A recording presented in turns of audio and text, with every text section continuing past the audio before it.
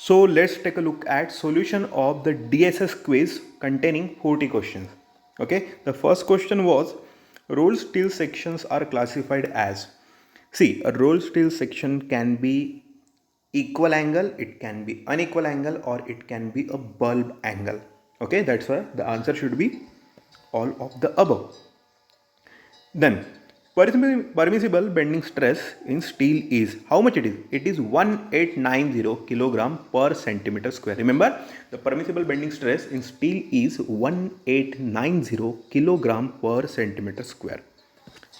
Okay, then percentage increase of carbon in steel decreases its. Okay, see, when you are adding carbon to steel, it increases hardness, brittleness as well as strength, but it has adverse effect on ductility. Means increase in carbon in steel decreases its ductility.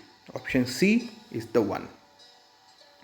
Then cast iron is manufactured by remelting fill in the blank with coke and limestone. See, when we are remelting pig iron with coke and limestone, we are going to obtain cast iron. Okay, the answer is pig iron.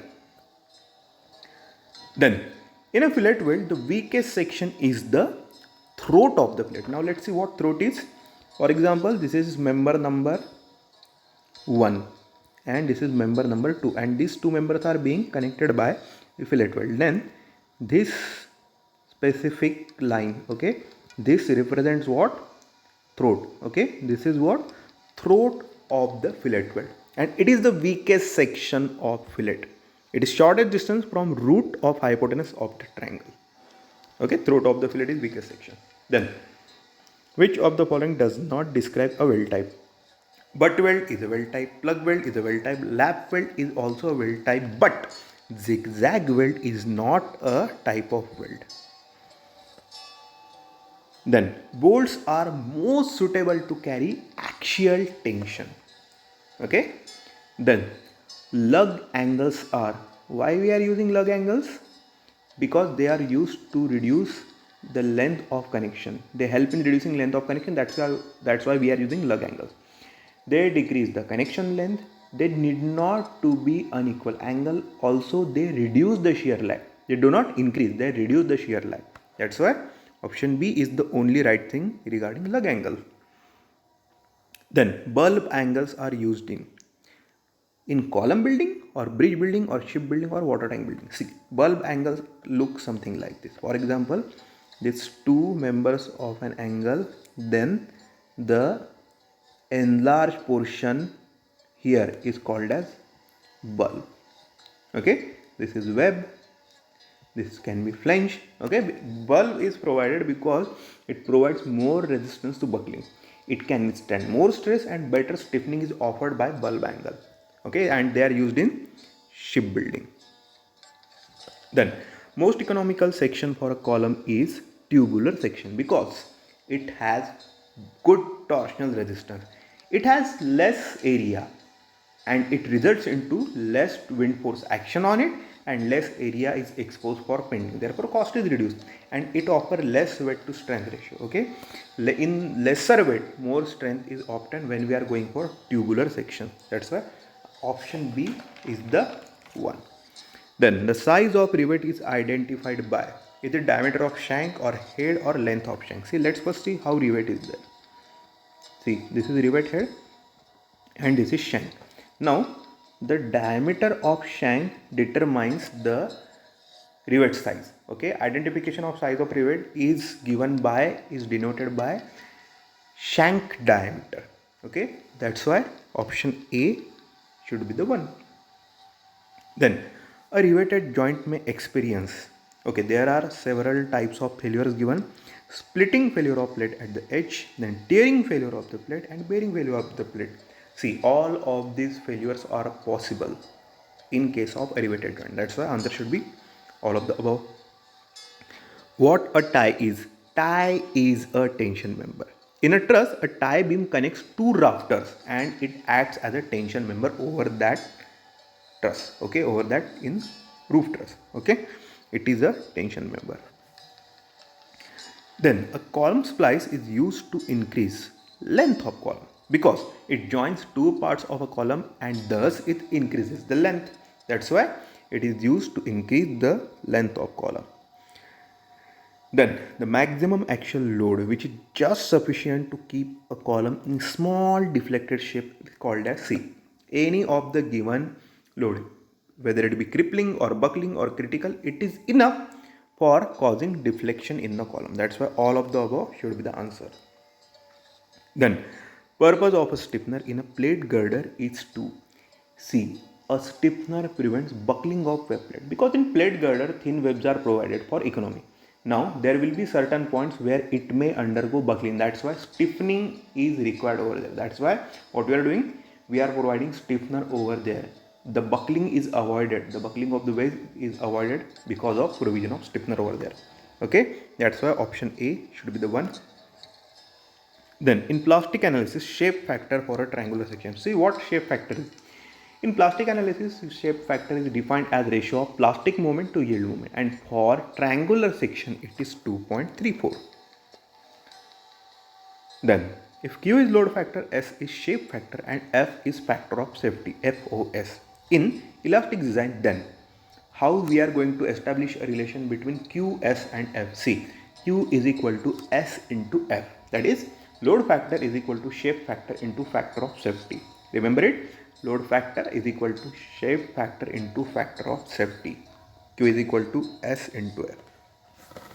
Then shape factor for a rectangular section is, remember for a rectangular section the shape factor is 1.5, for circular it is 1.7, for triangular we just saw it is 2.34, and for hollow circular it is 1.27. Okay, right now we are looking at what? Rectangular section, that's why it should be 1.5. Okay, then the flange splice in a plate girder is subjected to axial force only.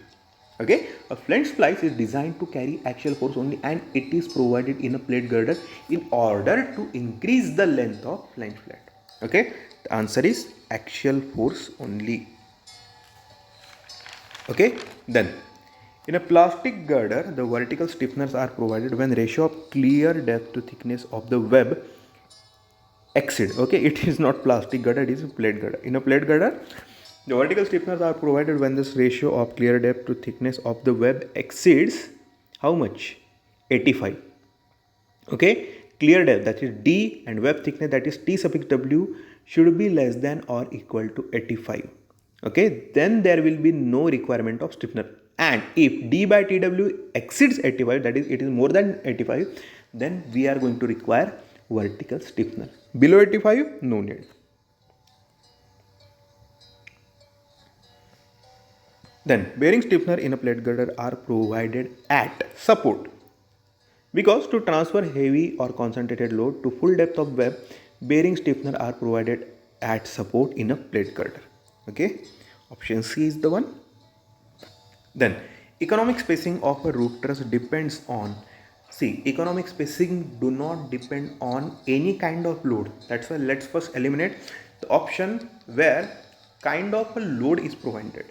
Okay, see, option A talks about load, option B talks about load, option D talks about a load, but option C purely consists of component, that is cost of purlin and cost of roof covering, and that's the reason economic spacing is affected. Okay, cost of purlin and cost of roof covering is going to affect the economic spacing. That's option C is the one.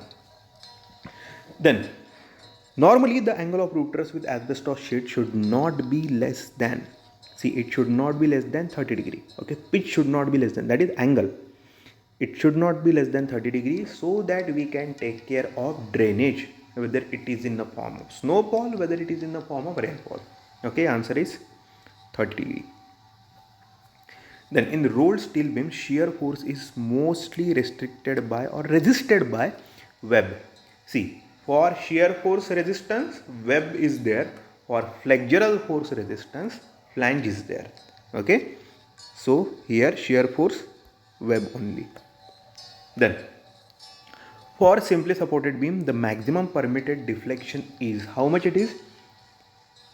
Span by 325. For simply supported beam, the maximum permitted deflection is 325th part of span of that beam. Okay, it is 1 by 325. Then slenderness ratio of long column is, now first see what slenderness ratio is. Lambda is equal to, that is slenderness ratio is equal to effective length, it is in numerator, and least radius of gyration, that is r suffix minimum. Okay, it is effective length by least radius of gyration, and for a long column it is length of column divided by least radius of gyration. Okay, then according to IS 800, lacing bars resist transfer shear equal to how much do they resist the transfer shear is equal to 2.5%. Okay, see, lacing of compression member should be proportion to resist a total transfer shear equal to 2.5% of the axial force in column. Okay, how much? 2.5%. Then the slenderness ratio of column is 0 when its length is supported on all sides throughout its length. Now see, what we had for slenderness ratio, it was ratio of effective length divided by least radius of gyration. But when we are talking that the column is supported on all sides throughout its length, therefore its effective length is 0. That's why the lambda will get equal to 0. Therefore answer is option C. Then web crippling in beam generally occur at the point where concentrated load act, where highly compressive concentrated load act. Okay, option D is the one. Then effective slenderness ratio of cantilever column is, see, slenderness ratio was effective length divided by least radius of gyration, that is r suffix min. Now in case of cantilever column, the effective length is 2 into L.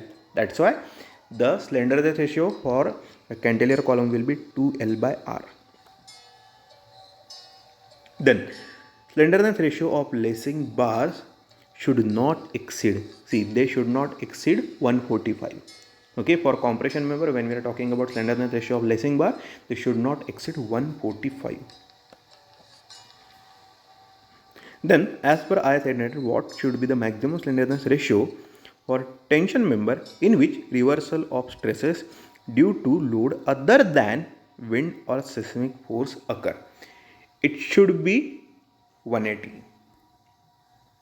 Okay, this is norm in IS 800 provided. Then the allowable stresses in axial tension is generally kept less if thickness of the member is more than 20 mm. We try to keep the allowable stress less than 0.6 of Fy. Okay, the answer is here is 20 mm. Then the working stress for structural steel in tension is in the order of, it is in the order of 150. Okay, see, we just saw the formula is the for allowable stress, it is 0.6 of Fy. Working stress in structural steel in tension, it is kept equal to less than 0.6 of Fy. If Fy is 250, then 250 into 0.6, it gives us 150 Newton per mm square. Then when two plates are placed end to end and joined by two cover plates, it is called as, is it lap joint, is it butt joint, it is chain riveted joint, or it is double cover butt joint. See, we are talking about two plates connected end to end and joined by two cover plate. It should be double cover butt joint. Okay, butt joint can be single cover butt joint or double cover butt joint, and when we are talking about two cover plate, it is double cover butt joint. In fill in the blank joint, two plates are placed over each other. When we are simply keeping two plates over each other, it makes up the what? It makes up the lap joint. For a rivet of 36 mm diameter, the diameter hole shall be taken as, see, here the nominal diameter is more than 25 mm. Okay, 36 mm, obviously it is more than 25 mm, and when the nominal diameter exceeds 25 mm, then the diameter hole that we provide there is increased by 2 mm than that of nominal diameter. Therefore, when the rivet dia is 36 mm, we will add 2 mm to that. That is, diameter hole should be 36 plus 2. How much it is? 38 mm. Then minimum pitch of rivet shall not be less than. See, minimum pitch has a norm that it should be at least 2.5 times the nominal diameter. Okay, it should be 2.5 D. Then again the IS code provision. As per IS 800, a member acting as a tie member should have slenderness ratio fill in the blank where stress reversal by earthquake or wind force take place when member is in roof truss or in bracing system. The answer is 350. Okay, so that was the solution for the DSS quiz.